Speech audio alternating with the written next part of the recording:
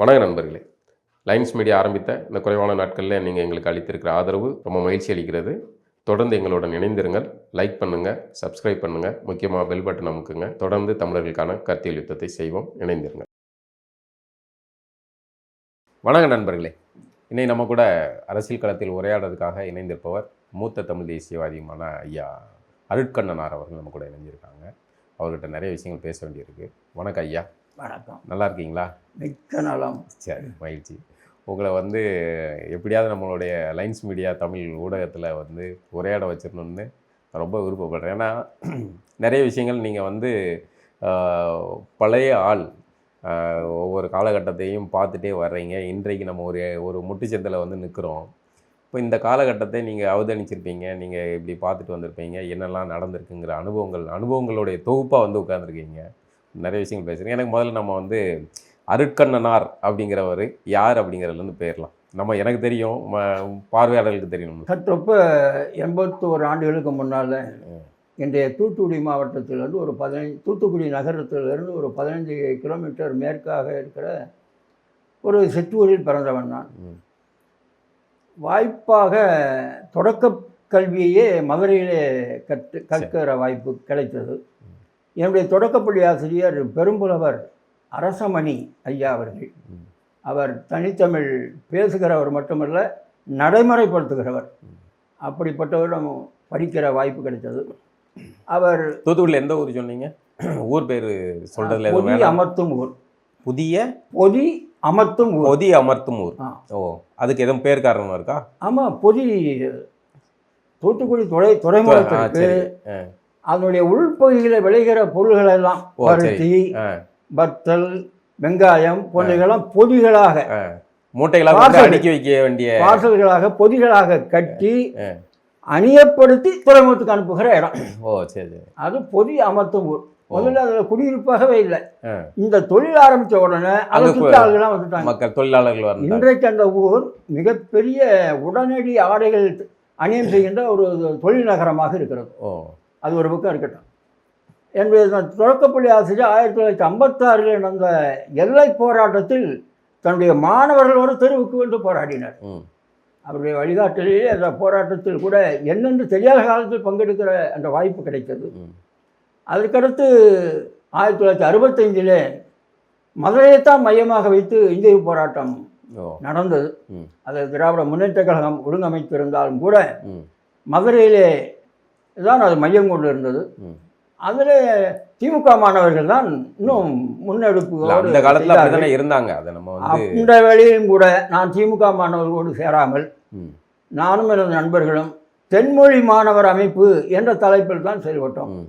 தென்மொழி என்ற இதழ் அப்போது பாவலர் பெருந்தத்தினார் அவர்களாலே நடத்தப்பட்டு வந்தது. ஆக அந்த போராட்டத்தில் கிடக்கிற வாய்ப்பு. அதற்கு அடுத்து தமிழ் தொடர்பாக நடந்த அத்தனை முயற்சிகளிலும், தமிழீழ போராட்டம் அத்தனையிலும் என்னால் இந்த அளவுக்கு என்னாலான அளவுக்கு அதை பங்களிப்பு செய்திருக்கிறேன். என் வாழ்நாள் முழுக்க இது போன்ற இயக்கங்கள் எல்லாம் வேறு போல இருந்து பணியாற்றியது தான் என்னுடைய வரலாறாக இருந்திருக்கிறது. முகம் தெரியாத, அவ்வளவுதான், ஒரு முகம் தெரியாத போராளிகளில் நான் ஒருவன். அதனால் பலருக்கு தெரிய வாய்ப்பு நிறைய பேர் இருக்காங்க வெளிச்சத்துக்கு தெரியும். ஏனென்றால் முகத்தை முன்னிறுத்த வேண்டும் என்ற ஒரு எண்ணம் என்றைக்குமே இருந்ததில்லை.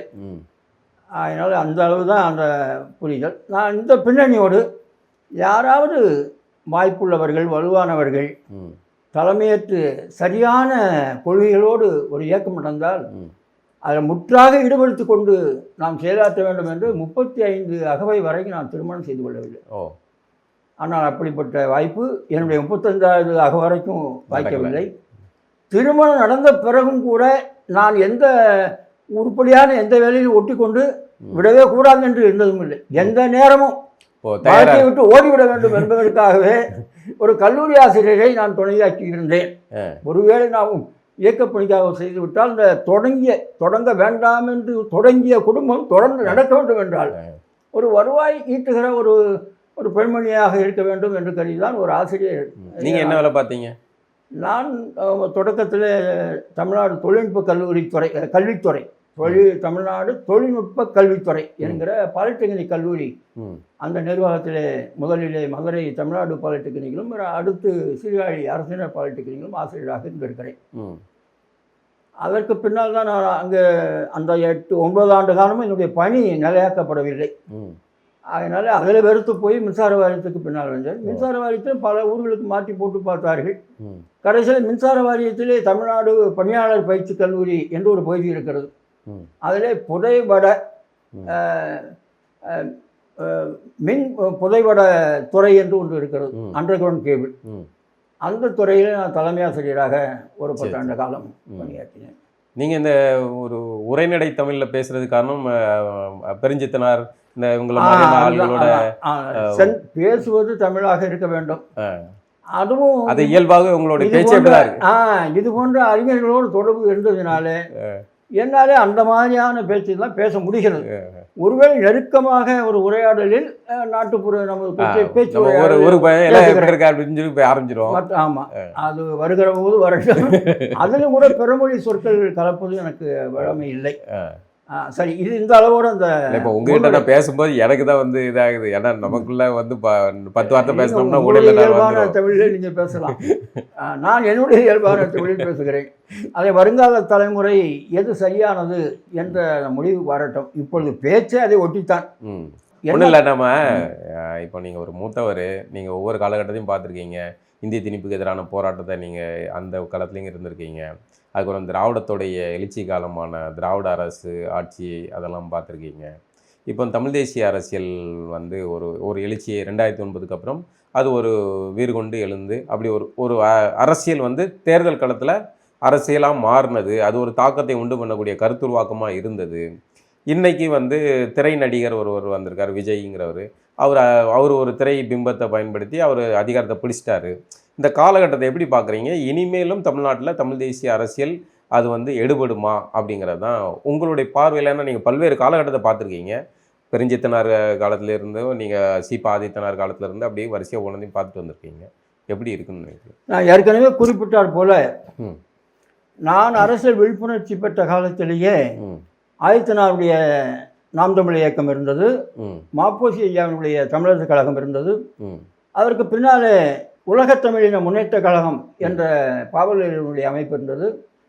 தமிழ்நாடு பொதுவுடைமை கட்சி என்ற தலைப்பிலே இயக்கம் தோழர் தமிழரசன் அவருடைய அமைப்பு செயல்பட்டது.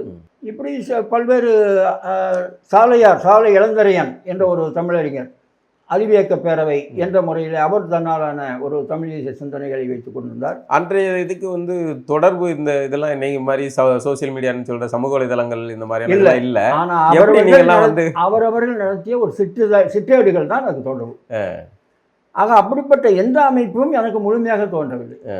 அது சரியான திசையில் செல்வதாக தெரியவில்லை. அதனால் எல்லாத்துலேயும் என்னாலான பங்களிப்பு செய்வேன் தவிர அதில் முழுக்க உறுப்பினராக இருந்து செய்யக்கூடிய ஒரு வாய்ப்பு அமையவில்லை. நீங்கள் விரும்பலை, வாய்ப்பு அமையலையா அல்லது என்னை ஈடுபடுத்திக் கொள்ள முடியலை. அது எப்படி அது சரியாக போகாதுன்னு எனக்கு நல்லா தெரியுது. அப்புறம் இருக்கு அதில் இது பண்ணுவானே, ஏதோ ஒன்றும் இல்லாததுக்கு ஏதோ பண்ணுறான்னு கூட்டம் கூடனா 100 ரூபா கேட்குறான் போ, அப்படி தான் பொழுதுபோச்சு தவிர இதுவரைக்கும் அப்படிப்பட்ட ஒரு அமைப்பு உருவாகவில்லை. அப்படிப்பட்ட ஒரு அமைப்பு உருவாகிற ஒரு சூழல் நான் எதிர்பார்த்தேன். தோழர் மணியரசன் அவர்களுடைய அமைப்பு அப்படி வர வாய்ப்பு இருக்கிறது என்று நான் 80களிலே கருதியது உண்டு. தமிழ்நாடு பொதுவுடைமை தமிழ் தேசிய பொதுவுடைமை கட்சி என்று அவர்கள் தொடங்கினார்கள். அது ஒரு பெரிய நல்வாய்ப்பாக வரும் என்று தான் கருதியிருந்தேன். ஆனால் அதுவும் உள்ளடக்கமும் அந்த தமிழ் தேசிய தெளிவும் அதில் பல குழப்பங்கள் இருந்தன. அவற்றையெல்லாம் இப்பொழுது சொல்வது அதனுடைய அவர்களால் செய்த நேர்முறை பங்களிப்புகளை இல்லை. ஒவ்வொரு காலகட்டத்துலேயுமே ஒவ்வொரு வகையான மாற்றங்கள் நடக்கும்ல. இப்போ நீங்கள் வந்து இப்போ நான் வந்து சின்ன பையன் தான். நான் வந்து ஆரம்ப காலத்தில் எனக்கு வந்து திராவிட ஆதரவு மணலில் தான் இருந்துச்சு. ஆனால் 2009க்கு அப்புறம் நான் அதை மறுபரிசீலனை செய்கிறேன். ஒரு இனப்படுகொலை சந்தித்த பிறகு இல்லை இது தவறு, நம்ம வந்து தமிழர்கள் தான் நம்மளுடைய அடையாளம் அப்படி வரல. வரலாற்று அதனால பலது இது வரைக்கும் ஒவ்வொரு மணியரசனுக்கும் வந்திருக்கும், உங்களுக்கும் இருந்திருக்கும்.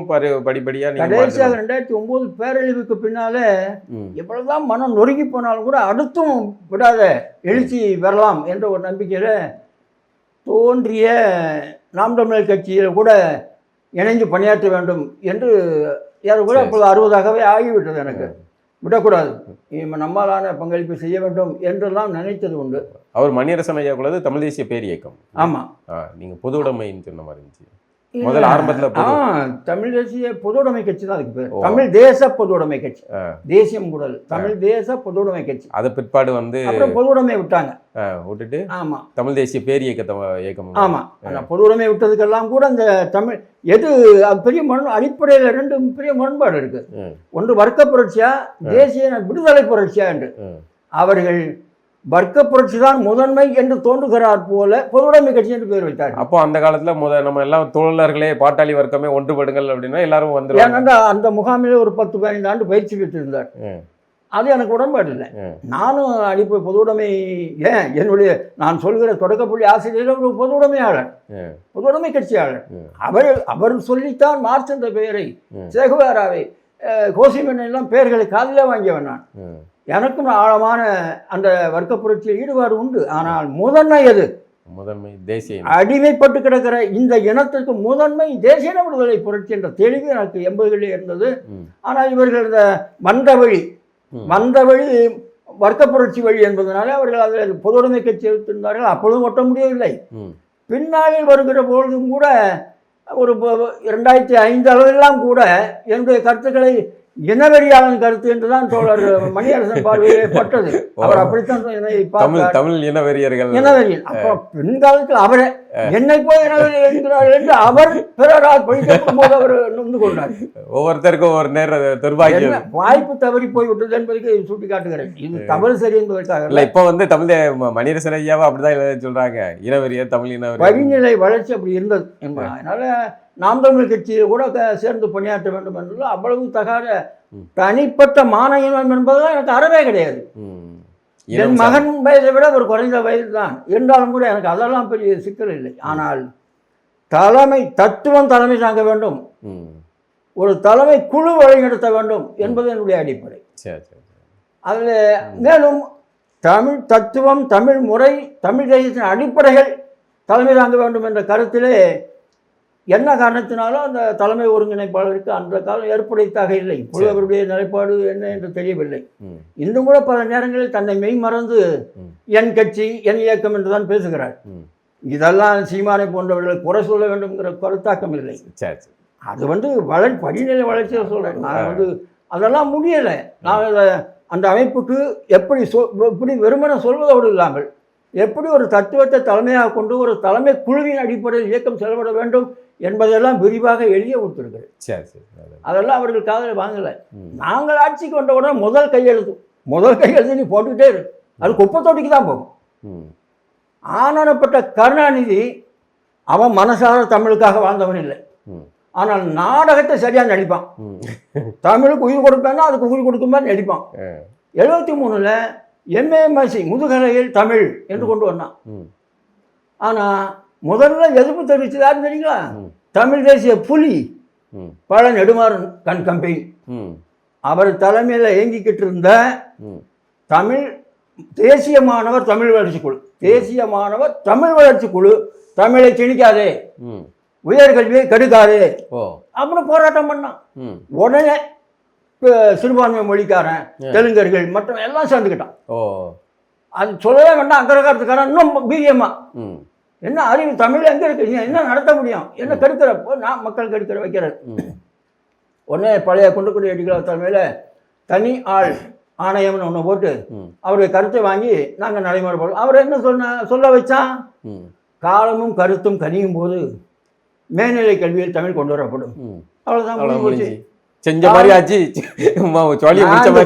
செய்தி நீ ஆணை போடுவ, ஆனா மக்களுக்காக இருக்கிற இயக்கங்கள் ஏற்றுக்கொள்ளாது. அப்ப நீ ஆணை போற முன்னாடி மக்களை அணியப்படுத்தணும், மக்களை தயார் பண்ணணும். மக்கள் எனக்கு ஏண்டா 1927 ஆங்கிலேயன் காலத்திலே தமிழ் 11ஆம் வகுப்பு வரைக்கும் தமிழ் வழி வந்துடுச்சு.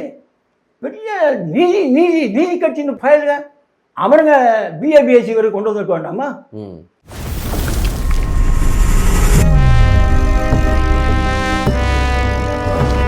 கல்யாணம் ஆகலை, குழந்தை குட்டியும் இல்லை, அந்த தைரியம் தான் உனக்கு.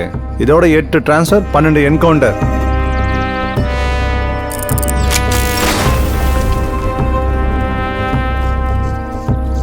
இதுல பேரு மட்டும் அமைதிராஜ்.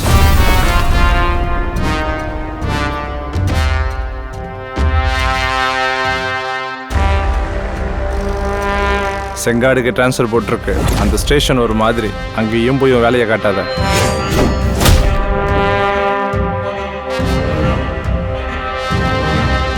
இதான் சார் நம்ம ஸ்டேஷன். இங்கே எந்த பிரச்சனையும் இல்லை சார். எனக்கு கேஸ்லாம் வராது சார்.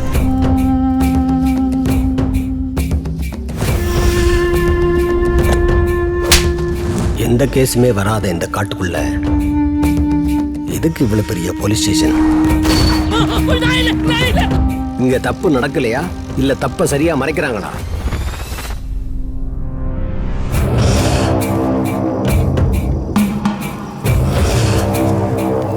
இது ஒரு திட்டமிட்ட படுகொலை.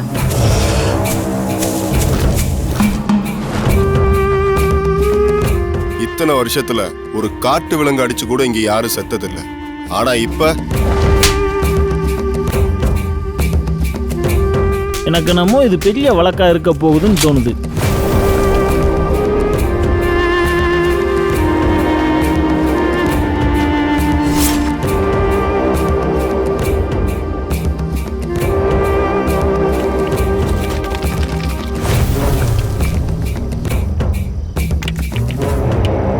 இது செல்வம் மட்டுமே சம்பந்தப்பட்ட கொலையா தெரியல.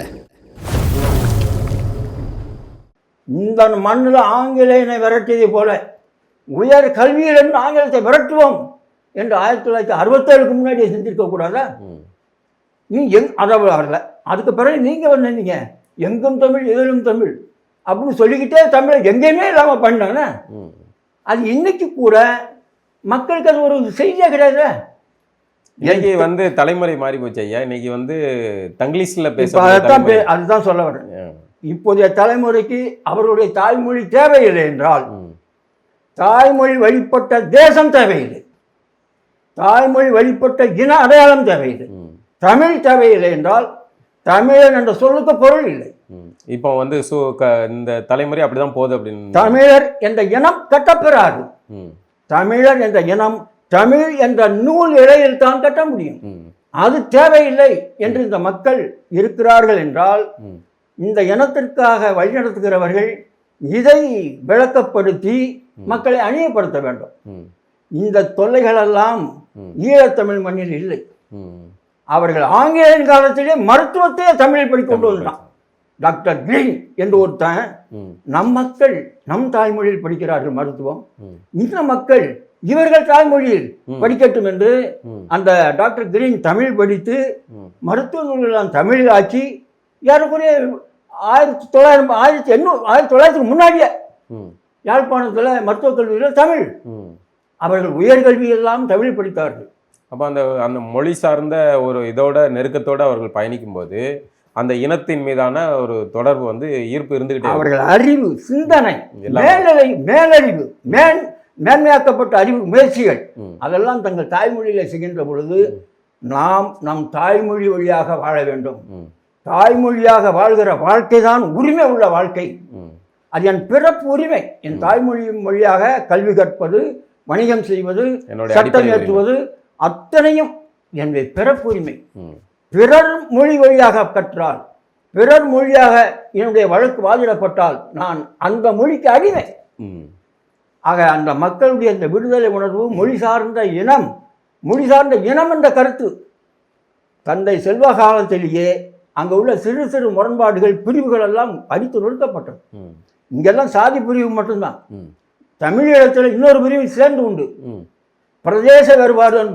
கிழக்கு யாழ்ப்பாணத்து தமிழன் உயர்ந்தவன், மட்டக்களப்பு தமிழன் மட்டமானவன், மன்னிய தமிழன் மோசமானவன், நீர்கொழும்பு பகுதி மலையக தமிழன் அடிமை, கேவலமான பயிர். இப்படிப்பட்ட மனநிலையை மாற்றி உடைத்தார். அதற்கு பின்னால் சைவத்தமிழன், கிறிஸ்தவ தமிழன் என்பதையும் மாற்றினார். எல்லாரையுமே மொத்தமா ஒரே. அவர் ஒரு கிறிஸ்தவ தமிழராக இருந்தாலும் நான் முதலில் தமிழன் என்று சொன்னார். அப்படிப்பட்ட தடைகளெல்லாம் தாண்டி தமிழர் என்று உணர வைத்தார். இதுதான் முக்கியமான செய்தி. இப்போ உடனே நம்ம ஒரு தேசிய இனம், ஒரு தேசிய இனம் என்ற உருவாக்கத்திற்கு தேவை என்னென்ன என்று ஜோசப் ஸ்டாலின் ம். அந்த காலத்து ஆ. ரஷ்ய நாட்டை சேர்ந்த அதிபர் அவர் என்ன சொல்கிறார் என்றால், ஒரு ஒரு தேசம் என்று அமைய வேண்டுமானால் அந்த தேசத்திற்கு ஒரு பொதுமொழி இருக்கணும். அந்த பொதுமொழியை பேசுகிறவர்கள் தொடர்ச்சியான நிலப்பரப்பில் வாழ வேண்டும். ஒரு பொதுமொழியை பேசிக்கொண்டு தொடர்ச்சியான நிலப்பரப்பில் வாழ்கிறார்களே, அந்த தொடர்ச்சியான நிலப்பரப்புக்குத்தான் தேசம் என்று பெயர். அந்த தேசத்தில் ஒரு பொது பொருளாதாரம் இருக்க வேண்டும். இந்த மூன்றிற்கும் மேலாக நான் நான்காவதாக சொன்னாலும் அதுதான் அடிப்படையானது. அது என்னவென்றால், ஒரு பொதுமொழியை பேசிக்கொண்டிருக்கிற ஓர் இனத்தை சேர்ந்தவர்கள் நாங்கள், ஓர் இனத்தவர்கள் நாங்கள் என்ற மனப்பண்பு கொண்டவர்களாக இருக்க வேண்டும். இதுதான் ஆழமான செய்தி. அந்த ஈர்ப்பு அதுல இருக்கணும். ஒரு பொதுமொழிங்கிற பேசல. ஆமா, நீங்கள் தமிழா, நானும் தமிழா, ஆறா விட நீயும் தமிழன் நானும் தமிழன், நாமெல்லாம் ஒன்றுதான் என்ற அந்த மனப்பண்பு, ஓர் இனம் என்ற மனப்பண்பு வாய்ந்தவராக இருந்தால்தான் அந்த ஓரினத்தவர் என்ற மனப்பண்பு கொண்டவர்கள் வாழ்கிற இடத்துக்கு பேர் தான் தேசம். இப்படிப்பட்ட மனப்பண்பு கொண்டவர்கள் தான் ஓர் இனம். இந்த இனம் என்ற தளம் இல்லாமல் இந்த இனத்திற்கான தேசம் என்ற தளமோ அந்த தேசத்தில் இருக்கிற அரசியல் என்ற தளமோ அமையாது அமையாது அமையாது. இப்பொழுது நம்ம கதைக்கு வாங்க. இங்க என்ன இருக்கு? இங்க பொதுமொழி இன்றைய நிலை ஒரு 100 ஆண்டுகளுக்கு முன்னால் இருந்ததை விட மோசம். இன்னைக்கு தமிழ் வாழ்க்கையின் பல துறைகளில் அறவே இல்லை. ஒரு மிக அதிர்ச்சியான செய்தி, குறைந்தது 3/4 இளைஞர்களுக்கு தமிழ் எழுதவும் படிக்கவும் தெரியாது. தெரியல. இதை விட அதிகமாக கூட இருக்கலாம். இது ஒன்றே போதுமானது. அவர்களுக்கு தங்கள் தாய்மொழி தேவையில்லை ஆனது பிறகு தாய்மொழி வழிபட்ட சமூகம், தாய்மொழி வழிபட்ட இன சிந்தனை இல்லை என்பது இயல்பா வராதுல்ல, வராதுல்ல. நம்ம தாய்மொழியில படிக்கும்போது வர்ற நெருக்கம் அந்நிய மொழியில படிக்கும்போது வராதுல்ல. என் தாய்மொழியில் நான் அறிவு பெற முடியாது, பிறருடைய மொழியில் வழியாக அறிவு பெறணும்னா அந்த பிற மொழிக்கு நான் அடியை என்ற அறிவு கூட இல்லை. இப்படியான ஒரு இனத்தை மடை மாற்றணும் அப்படிங்கறது திட்டமிட்டு உருவாக்குனாங்கன்னு நினைக்கிறீங்களா? திராவிட அரசியலோ இல்லை வரலாற்றுல யாரும் திட்டமிட்டு தீதும் நன்றும் பிறதர வாரான்னு நம்ம அப்பனே சொல்லிட்டான். அப்படிலாம் வரலாற்றில் பிறரை மட்டும் பலி போட்டுட்டு ஓடிட முடியாது, நம்ம பங்கு உண்டு. அதனாலதான் ஒரு நாணயத்தின் 2 பக்கம். நம்ம தமிழ் மிக இப்போ திராவிட கட்சிகள் தான் அதிகாரத்தில் இருந்தாங்க. நீங்க அந்த காலத்தையும் பார்த்துருப்பீங்க. அவர்கள் தமிழ்னு பேசிட்டு வந்தாலுமே ஆனா மறைமுகமாக தமிழ்ல வந்து சொல்லி முடிக்கிற திராவிட கம்பெனி வர முன்னாடி அதுக்கு பேர் வந்து விஜயநகர கம்பெனி. விஜயநகர கம்பெனிக்கு முன்னாடி உருது கம்பெனி. இந்த உருது கம்பெனி திராவிட கம்பெனிக்கு நடுவில் மராட்டி கம்பெனியும் உண்டு இடையில. இந்த இதெல்லாம் ஓடிக்கிட்டு இருக்கிற போது இதுக்கு அடுத்த ஒன்று தான் பிரெஞ்சு கம்பெனியும் ஈஸ்ட் இந்தியா கம்பெனி. ஆக தொடர்ந்து கம்பெனிகளை பார்த்து. ஆனா எல்லா காலகட்டத்திலுமே தமிழர்கள் வந்து தமிழ்நாட்டுல வந்து சமஸ்கிருதம் ஆதிக்கத்துல இருந்த அந்த விஜயநகரத்து காலத்திலயுமே கூட அப்படிலாம் எல்லாத்தையும் அடிமதி பட்டு தமிழ் மீண்டு எழுந்துதானே வருது. இல்லை, ஒவ்வொரு காலகட்டத்திலையும் வந்துட்டு இந்த இடம் திருத்தப்பட வேண்டிய இடம் மீண்டு எழுந்து வருகிறது என்பது பிழையானது. அது நம்ம உள் விருப்பத்தை சார்ந்து அப்படி விருப்பத்தை சொல்றோம். உண்மையாக ஒரு மனு சமஸ்கிருதம் தன்னுடைய இடத்தை கொண்டு நீக்கிக் கொள்ளவில்லை. 2000 ஆண்டுகளுக்கும் 2000 ஆண்டுகளுக்கு முன்னாடி 1000 ஆண்டு தான், 2000 ஆண்டு கிடையாது, 1000 ஆண்டுகளுக்கு முன்னால சமஸ்கிருதம் நாட்டு திருக்கோயில்களிலே இடம்பெற்ற அந்த நிலையிலிருந்து இன்று வரைக்கும் அதை பிடித்த இடத்தை விடவே இல்லை. எங்கேயுமே இந்திய அளவிலேயே கூட ரொம்ப கொஞ்சம் கொஞ்சமாக காங்கிரஸ்காரன் காலத்திலேருந்தே கடந்த 100 ஆண்டு காலம் கொஞ்சம் கொஞ்சமாக திணிக்கிறான்.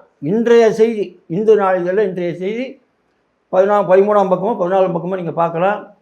கேந்திர வித்யாலயான்னு நடுவண் ஒன்றிய அரசுடைய நிர்வாகத்தில் இருக்கிற அந்த பள்ளிகளில் இதுவரைக்கும் முதல் மொழி ஹிந்தி, 2வது மொழி ஆங்கிலம் கட்டாயம், 3வது மொழி என்ன கட்டாயம்னா ஏதாவது ஒன்று, எப்படி பிரெஞ்சு அந்த மாநில மொழி அல்லது அந்த பிரதேச மொழி, அந்த மண்டல மொழி அல்லது சமஸ்கிருதம். ஆனால் இன்னைக்கு தேதிக்கு என்ன சுற்றறிக்கை விட்டான்னா இந்த 3வது மொழி சமஸ்கிருதம் என்ற ஒரு பிரிவு கட்டாயமே வைக்கப்படும். சரி, வந்துட்டான். அப்ப சுத்தி என்ன வர்றான், சமஸ்கிருதம் சமஸ்கிருதம் படிச்சுட்டு கோயில்ல போய் சமஸ்கிருதம் இருக்கணும், ஹிந்தி இருக்கணும், ஆக கூடவே ஆங்கிலம் உலக தொடர்பு இருக்கணும். அதுதான் அவன் கணக்கு. மீதி மற்ற மொழி பற்றி கவலை இல்லை. அப்ப அவன் அடிமை ஆயிடுவானு, அதை பற்றி எங்களுக்கு கவலை. அதான் இந்தியாவுக்கு ஒரு பொதுமொழியா உருவாக்கணும் அப்படின்னு நினைக்கிறாங்க. அந்த பொதுமொழி இறுதியாக சமஸ்கிருத வடிவம் என்பது அவர்களுடைய கணக்கு. அப்படிதான் போயிட்டு இருக்கு. சமஸ்கிருதம் அன்றைய 1000 ஆண்டுகளுக்கு முன்னால் பிடிச்ச இடத்த விடவே இல்லை. ஆங்கிலேயன் போனதுக்கப்புறம் குறையும் நினச்சா அது முன்னாடியே விட அதிகமாக இருக்குது. ம். இப்போ ஆங்கிலேயன் நான் திணிக்கலாம், இல்லை. ஆங்கிலத்தை பிடிச்சி கட்டி எழுதுறது நம்ம தான். ம். எவனோ திரைப்படத்தில் சொல்லுவான் விடுறான்னு, ஐயா நீ தாண்டா பிடிச்சிக்கிட்டு இருக்க அப்படிம்பா. அந்த மாதிரி கதையா ம். ஆங்கிலத்தை கட்டி எழுதுறது நம்ம தான். அதாவது மறைமுகமாக சொன்னால் அடிமைகளாக வாழ்ந்தே தீர்வோம் என்று அடம் பிடிப்பது நாம் தான். ம்.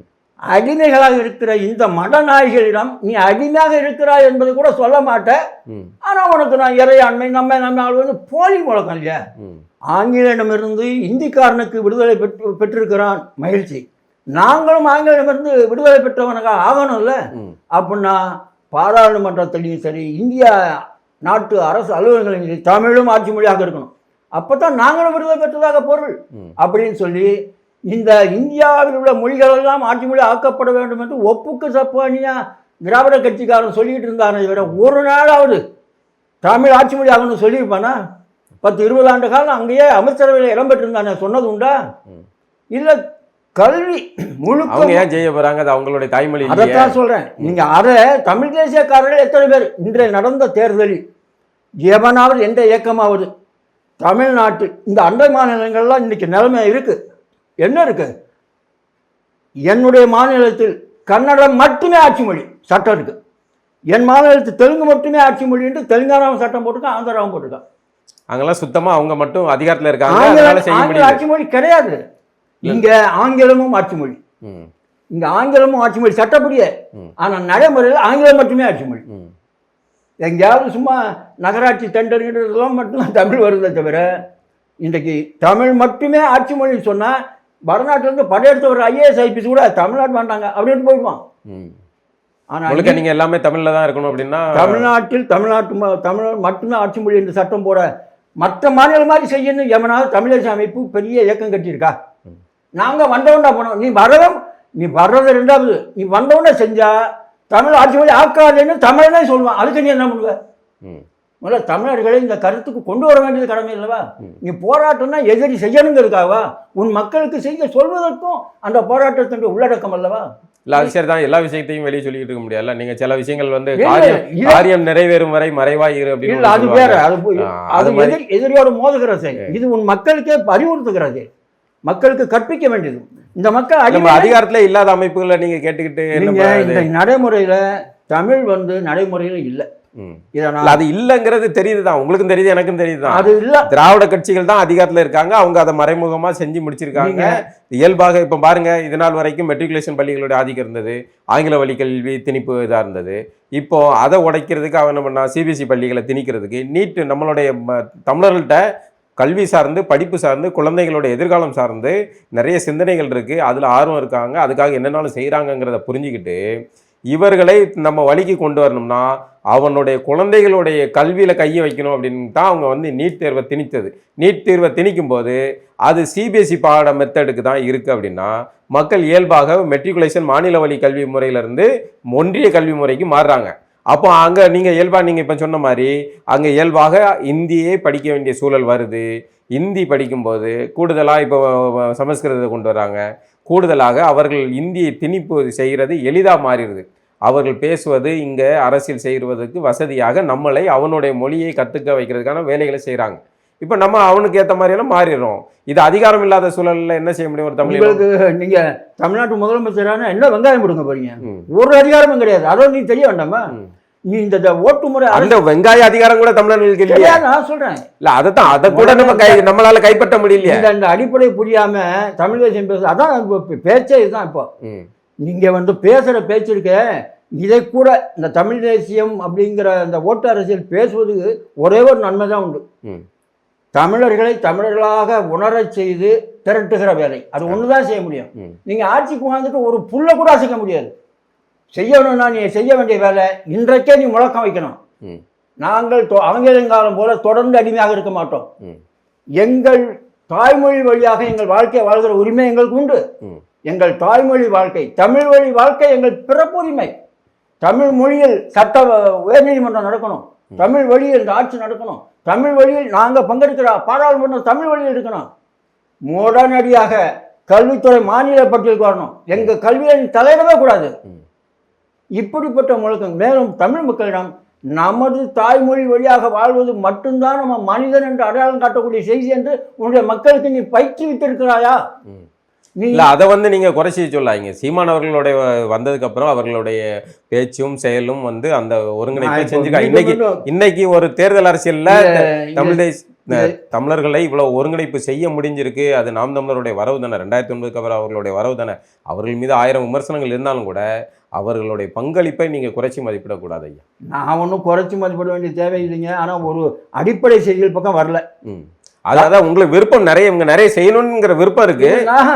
விருப்பம் இல்லாது நான் சொல்ற அடிப்படை உண்மைகள். தமிழ் இங்க வாழ்க்கை மொழியாக ஆக வேண்டும் என்ற செய்தியை மக்களுக்கு, இந்த தமிழ் மக்களுக்கு புரிய வைப்பதுதான் முதல் வேலை. தமிழ் தேசம் முதல் வேலை.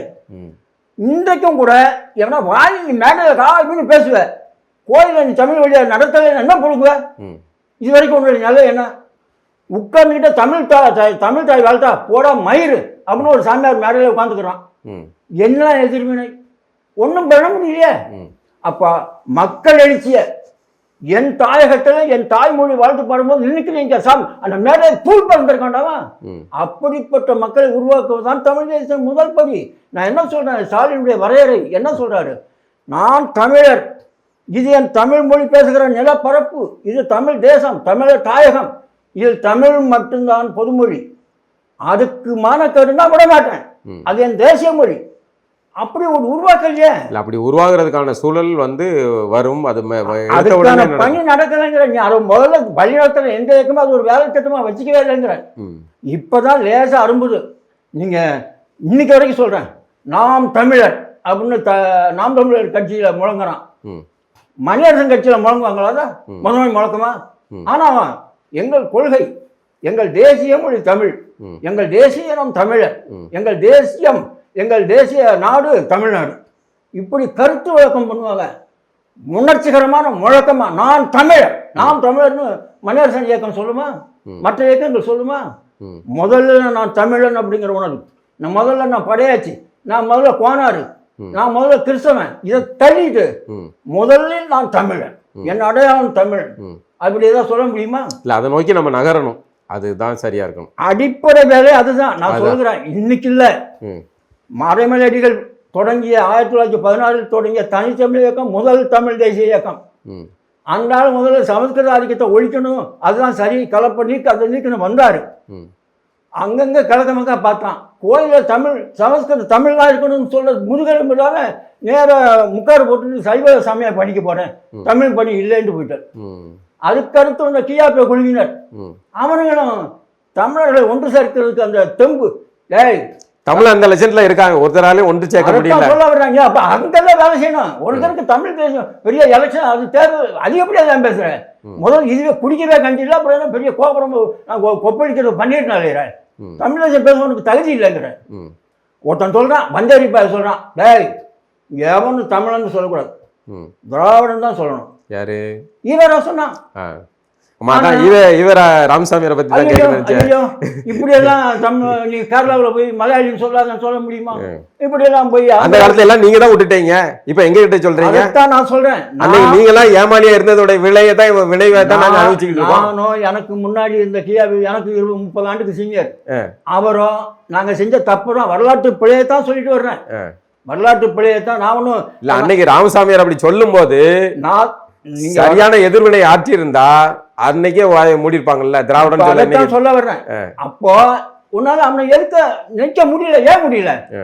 நில உடைமை ஜமீன்தார்களாகவும் பெரும் தொழிலதிபர்களாகவும் தெலுங்கா இருக்கான், நீ இருக்கிற சின்னஞ்சரு, நீ சாதாரண ஒரு வணிகர் தான். ஆனா உன்னுடைய பணவலு, உன் கூட இருக்கிற ஆள்வலு அவனை ஏற்று நிற்க இவன் சாதியா பிரிஞ்சு கிடக்கான். சாதியா மதமா பல வகையாலும் பிரிஞ்சு கிடக்கான். புரிஞ்சுக்கிட்டு தான் 10 தமிழர் ஒற்றுமை மாநாடு நடத்துறாரு கியாபே. என்ன கதைன்னா 10 நிக்காத, 100 மாநாடு நடத்தினா கூட நீ அந்த தொடர்ந்து இருக்கணும். அதை தொடராம கை சோர்ந்து இந்த ஒற்றுமையின்மை, நம்மகிட்ட அதிகாரம் இல்லாதனாலதான் இந்த சோர்வு தப்பு. மீண்டும் மீண்டும் தமிழ் தேசியவாதிகள் இளம் தலைமைகள் நான் கெஞ்சி காட்டுக்கிறேன், அதிகாரம் ஒரு காலம் உனக்கு வராதுங்கிறேன். இதை சரி பண்ணாம வராது. சரியான பொருள். இந்த அடிப்படை போடு உனக்கு அதிகாரம் அங்கிருந்து வரும், நீ தேட வேண்டியதில்லை, அதிகாரம் கால வந்து விடும் உன் தாயகத்துல. இதுதான் பாரதிதாசன் அழகா சொல்றான், எங்கள் பகைவர் எங்கோ மறைந்தார். இங்குள்ள தமிழர்கள் ஒன்றாதல் கண்டேன். தமிழர்களை ஒன்றாக கட்டுவது தமிழ் மட்டுமே கட்ட முடியும். தமிழ் மட்டுமே வாழ்க்கை மொழி, தமிழ் மட்டுமே சிந்தனை மொழி, தமிழ் மட்டுமே உறவு மொழி. தமிழ் உறவு தருகிற அந்த தொழில்நுட்ப அறிவுதான் எங்களுடைய பொருள் ஆக்கும் திறன், எங்களுடைய பொருளாக்கும் மொழி, எங்களுடைய அதிகார மொழி, அனைத்துமே எங்களுடைய வாழ்க்கை மொழி தமிழ் என்பதை நடைமுறைப்படுத்தினால் இந்த தமிழ் தேசத்துடைய பொதுமொழி மீளவும் உயிர்க்கும். அப்பொழுது சொல்லுவான், என் திருக்கோயிலில் கண்ட நாய்மொழி என்னடா முழக்கம் மக்கள் கண்டு வரும், மக்கள் கண்டு வரும்.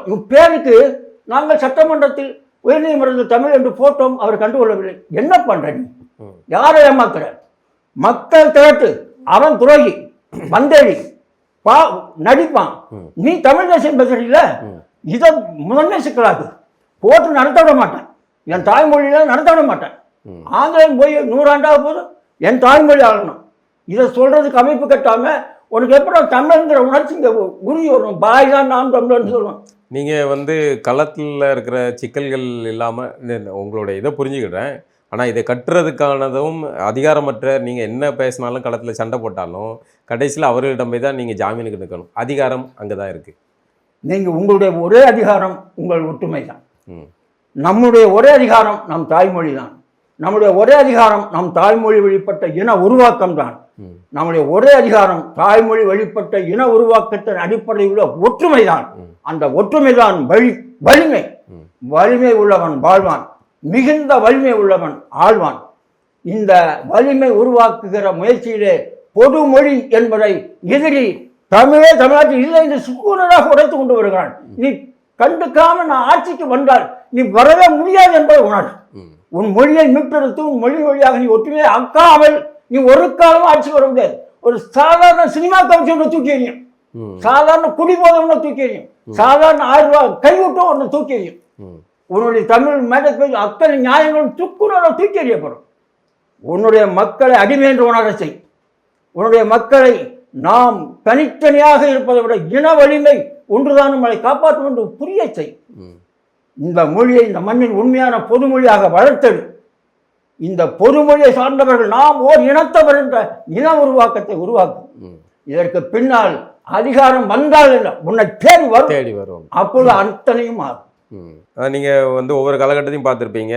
இதே மாதிரி திராவிடம் வந்து தேர்தல் அரசியலுக்குள்ள எம்ஜிஆருங்கிற நடிகரை பயன்படுத்தி அதிகாரத்தை பிடிச்சாங்க. அதுக்கப்புறம் எம்ஜிஆர் வந்து தன்னுடைய கதாநாயக பிம்பத்தை பயன்படுத்தி அவர் அதிகாரத்தை பிடிச்சார். அதன் பிறகு அவர் கூட வந்த ஜெயலலிதா அவங்க வந்து அதிகாரத்தை பிடிச்சாங்க. இப்போ வந்து தமிழ் தேசியம் ஒரு திராவிடத்தின் வீழ்ச்சி காலம், தமிழ் தேசியம் எழுச்சி அடைந்த ஒரு காலமான ஒரு தோற்றம் இருந்தது. இப்போ அதை மாற்றி வந்து விஜய்ங்கிற ஒரு திரைபிம்பம் அதிகாரத்தை பிடிச்சிருக்கு. இந்த காலகட்டத்தை எப்படி பார்க்குறீங்க ஐயா? இனிமேல் தமிழ் தேசியத்துக்கு இந்த இடத்துல இருந்தும் மீண்டு எழுறதுக்கு வாய்ப்பு இருக்குன்னு நினைக்கிறீங்க? எப்போதுமே வாய்ப்பு இருக்குது, எப்போதுமே வாய்ப்பு இருக்குது. தமிழ் தேசியம்னா தமிழ் தேசியமாக செயல்பட்டால் வாய்ப்பு உண்டு. இந்த இனம் வந்து இப்படி ஒரு திரை பிம்பத்தில் போய் விழுந்திருக்க, இந்த இனத்தை மீட்டெடுக்க முடியும் நம்பிக்கை உங்களுக்கு இருக்கு? கட்டாயமா உண்டு, கட்டாயமா உண்டு. ஒரே ஒரு வாய்ப்பு, தமிழே படிக்க தெரியாத ஒரு தலைமுறை உருவாக்கியாச்சு. அதெல்லாம் ரொம்ப எளிது. ஒரு சொடுக்கில் மாற்ற முடியும், ஒரு சொடுக்கில் மாற்ற முடியும். நீங்க அதுக்கு என்ன செய்ய, உடனே என்ன செய்யணும்? நீங்க 234 தொகுதி இருக்குன்னு வைங்க. வீட்டில் புத்தகம் படிக்க மாட்டேங்குது குழந்தைங்க. அதைத்தான் சொல்றேன். நீங்க 234 தொகுதிக்கு ஒரு தமிழ் தேசிய கல்லூரி வைங்க. எங்க போறது? நீங்க பிச்சை எடுங்க, பிச்சை எடுங்க, இல்ல ஒருவேளை சாப்பாட்டை கொடுங்க, என்ன செய்வீங்களா? ஆங்கிலேயனை விரட்டுறதுக்கு அக்ரகாரத்து கும்பல் தான் கடைபிடிச்சான் ஒரு 30 ஆண்டு. அன்னைக்கு நீங்க எம்ஜிஆர் ஜெயிச்சப்ப என்ன நினைச்சீங்க? பெரிய வீழ்ச்சி ஒழிஞ்சது. ஆக தமிழனை வந்து மீண்டும் போதைக்குள்ள வீழ்த்திட்டான். இவன் தொடக்கமே நாடக கம்பெனி தான். எம்ஜிஆர் வர்றது 1953. ஆனால் திமுக 1944 இருக்கு, 1949 திமுக இருக்கு. இந்த அமைப்புகள் வளர்ச்சி முறையே நாடகங்கள் தான். அண்ணாதுரையா இருக்கட்டும், கருணாநிதி, அத்தனையும் நாடக கம்பெனிகள் தான். உங்க பேருக்கு ஏத்தாப்புல நடிப்பிசை புலவர் கே ராமசாமி பேர்லாம் தமிழ்நாடு மின்சார வாரிய தலைமை அலுவலகத்துக்கு பேரு. ஏன்னா அவன் அவ்வளோ பங்களிப்பு செஞ்சிருக்கான் எம்ஜிஆருக்கு முன்னாடி. அதுக்கு முன்னாடி செத்து போயிட்டான். இல்லைன்னா அதே போல SS ராஜேந்திரங்கிறவன். அதுக்கு அடுத்து ஒரு தொடர்ச்சியாக ஒழுக்கமாக கட்டுப்பாடாக அந்த கொடுக்கறது வைக்கிறதுக்கெல்லாம் விளம்பரம் சரியாக உத்திகள் பார்த்துக்கிட்டு இருந்தாலும் எம்ஜிஆர் நீண்ட காலம் அந்த துறையில் நின்று அரசியலோடு அப்படியே சமநிலைப்படுத்திட்டு வந்து அதிகாரத்தை பிடிக்கிறான். ம். இந்த இவர்கள் எழுச்சியுடைய வரலாறே கலை தான். ம். இந்த கலையை பயன்படுத்தி கொண்டு நீங்கள் கலை வந்து ஒரு இருபக்கம் தமிழ்ல என்ன அவ்வளோ இதா கலைக்கு வீழ்ச்சி அடைஞ்சு போயிடுறானா? ஆ அவ்வளோ பெரிய கலா ரசிகர்களா ஆமாம் இவங்களுக்கு? ஆமாம் ஆமாம். ஏன்னா அதுக்கு தான் அடிப்படையே ஒன்றை புரிந்து கொள்ள வேண்டும்.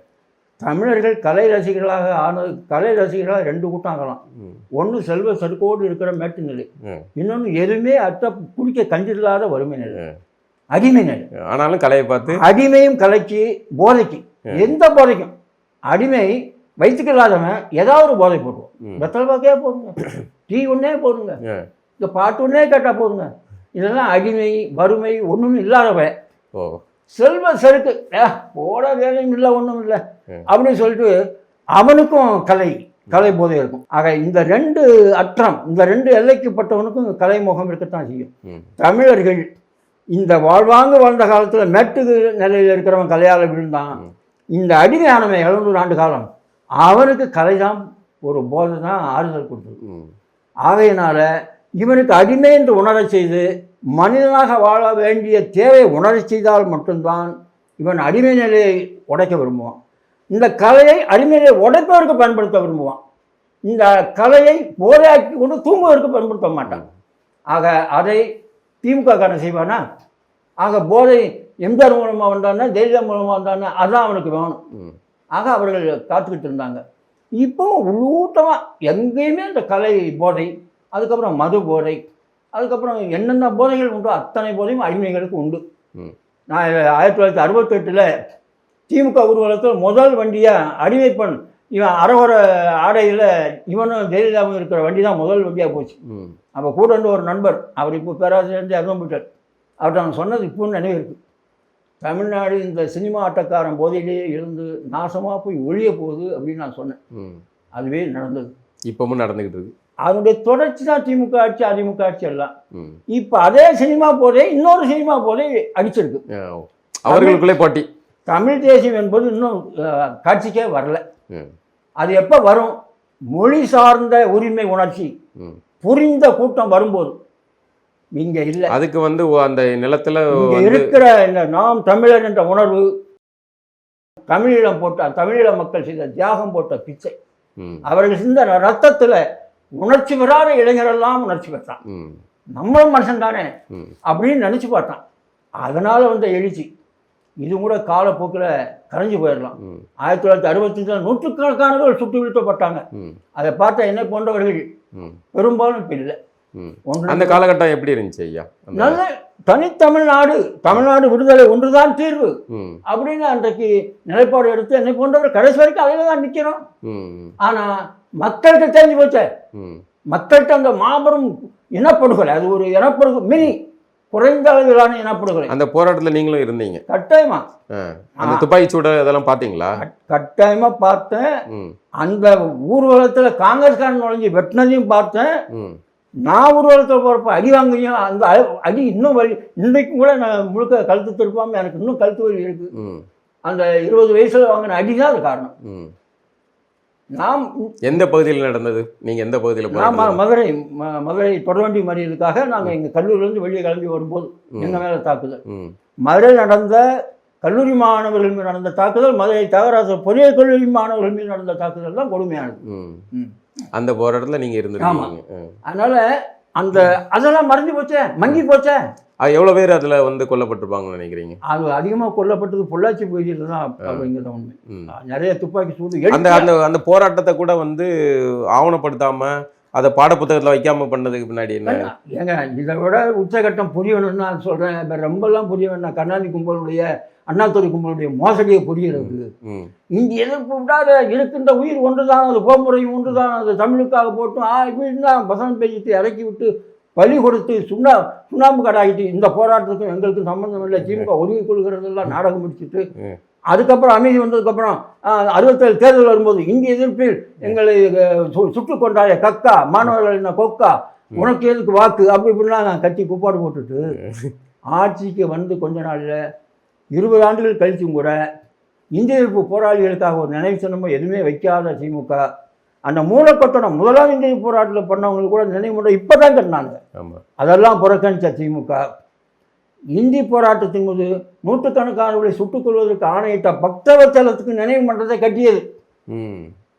இதை மட்டும் புரிஞ்சா போதும். இல்லை, இப்போ விஜய் வெற்றி பெற்றிருக்கார். இந்த விஜயோட வெற்றி திராவிடத்திற்கு நேர்ந்த வீழ்ச்சியா அல்லது தமிழ் தேசியத்துக்கு நேர்ந்த வீழ்ச்சி? இல்லை, தமிழ் தேசியத்துக்கு வீழ்ச்சியா வாழ்க்கையான்னு பேசுவதற்கு இடமே இல்லை. ம். தமிழ் தேசியம் என்ற ஒரு கருத்தாக்கம் இங்கே ஒரு உருவத்தோடு இருப்பதாக நான் கருதவே இல்லை. ம். தமிழ் தேசியம் இன்னும் உருவம் எடுக்கவே இல்லை. பெரிய அளவில் வளரணும்னு சொல்லுங்க, ஆனால் இல்லவே வளரவே இல்லை, இல்லைன்னு இல்லவே சொல்ல இல்லை, முடியாது. இல்லவே இல்லை. நீங்கள் அதைத்தான் நீங்கள் எண்ணி பார்க்கணும். ஒண்ணுமே இல்லாத இடத்துல ஒரு 36 லட்சத்தை பேரை கொண்டு வர முடியும்னு இல்ல. ஒன்றுமே இல்லாத இடத்துல ஆயிரக்கணக்கான ஓட்டு விழுகிற மாதிரி தான் அது. ம். இது ஒரு வகையான கலைக்கு, அப்படி பேச்சாற்றல் கலைக்கு விழுந்த வாக்காக நான் பார்க்கறேன் தவிர தமிழ் தேசத்துக்காக அல்ல. ஏன் அப்படின்னா மீண்டும் வலியுறுத்தி சொல்றேன், அவர் பேசுறதுக்காகவா வந்து மக்கள் ஓட்டு போட்டாங்க? அவங்க பேச கட்டாயமா அரசியலுக்காக தானே. சீமான் அவர்கள் பின்னாடி நிக்கிறவங்க எல்லாம் சீமானுக்காகவா நிக்கிறாங்க. அது தமிழ் தேசிய அரசியலுக்காக நிக்கிறாங்க. தமிழ் தேசத்துக்காக வந்தது ஒரு சிலர் விரலவிட்டு எண்ணலாம். நூற்றுக்கணக்கான இளைஞர்கள் இருக்கிறார்கள் என்பதை நான் மறுக்கல. சீமானை தாண்டியும் தமிழ் தேசம் சிந்திக்கிற இளைஞர்கள் இந்த மண்ணில், இந்த தமிழர் தாயகத்தில் இப்பொழுது நூற்றுக்கணக்காக இருக்கிறார்கள், அது ஐயமே இல்லை. ஆனால் பெரும்பாலான வாக்குகள் அந்த ஒரு காட்சி, திரைப்பட காட்சி சோதனை, இது ஒரு வகையான அந்த அளவுக்கு பெரிய சினிமா ஆக்கமாக இல்லாமல் சின்ன அளவிலான சினிமா ஆக்கமாக நடைபெற்றிருக்கிறத தவிர தமிழ் தேசிய கருத்தாக்கம் வேறு வகையாக வேலை செய்யும்.